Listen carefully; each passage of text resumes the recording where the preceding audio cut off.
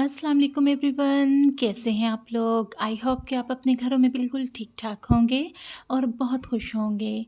Welcome to Anmol's kitchen. आज हमारे kitchen में बन रहा है शब बारात स्पेशल हलवा। ये बहुत ही मज़ेदार बनता है और बहुत ही आसानी से बनता है।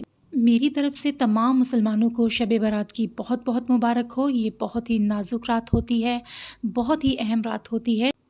इस रात में अपने लिए, अपने प्यारों के लिए, अपनी औलाद के लिए बहुत ज़्यादा दुआएं मांगें और अल्लाह ताला से खुल कर मांगें।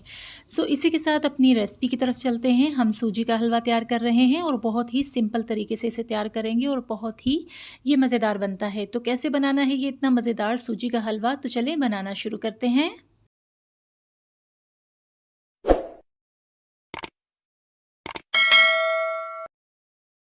बिस्मिल्लाहिर्रहमानिर्रहीम। हमने ले ली है एक बड़ी कढ़ाई और इसमें मैंने डाल लिया है 1 पाव से ज़्यादा ये घी है। तकरीबन ये बन जाता है 3 से 350 ग्राम ये घी है, क्योंकि हम आधा किलो सूजी का हलवा तैयार करेंगे। और ये 2.5 से पौने 3 प्यालियाँ जो चाय वाली प्यालियाँ होती हैं वो ये सूजी बन गई थी।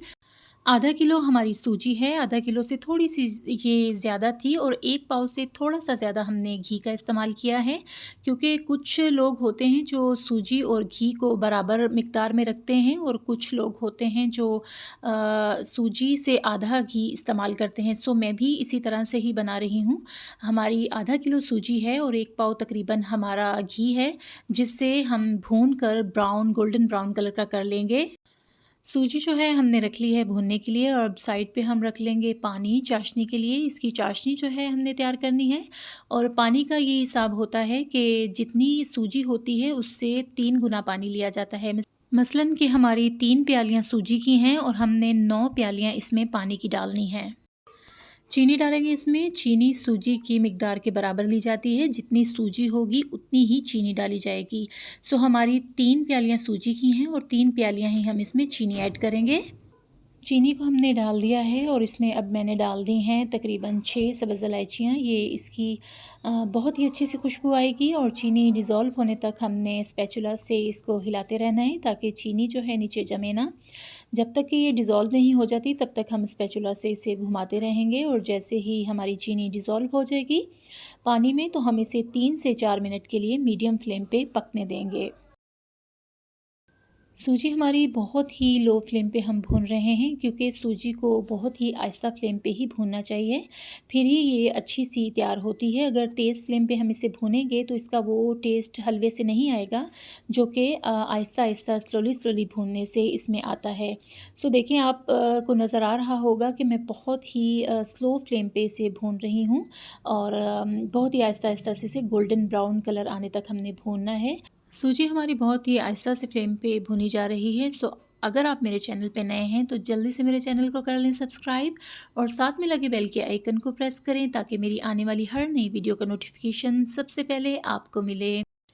और अगर वीडियो पसंद आए तो इसे ज़्यादा से ज़्यादा शेयर करें और लाइक करें। ये आपकी तरफ से हमारे लिए बहुत बड़ी हौसला अफजाई होती है। चीनी हमारी अच्छी तरह से पानी में डिज़ोल्व हो गई है। अब इसे बॉईल आने का इंतज़ार करेंगे। जैसे ही इसमें बबल्स आएंगे तो हमने स्लो फ्लेम कर देनी है और इसे पकने देना है। चाशनी हमारी अच्छी तरह से उबलने लग गई है और इसे 2 से 3 मिनट के बाद हमने इसकी इलायचियाँ कर देनी है रिमूव।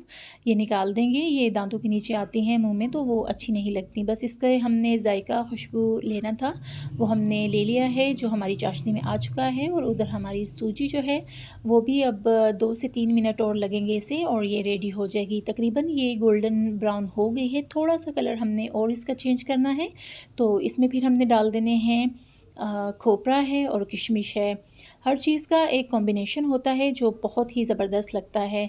सूजी का हलवा जो है इसमें किशमिश और खोपरा बहुत ही मज़ेदार लगता है और ये 2 ड्राई फ्रूट्स जो हैं वो इसमें डालें तो इसका टेस्ट बहुत ही दुबाला हो जाता है। मैंने भी 2 ही चीज़ें इसमें डालनी हैं, किशमिश डालूँगी और खोपरा डालूँगी, जो मैंने थोड़ा सा मोटा मोटा सा काटा हुआ है। ये बहुत ही ज़बरदस्त इसमें लगता है।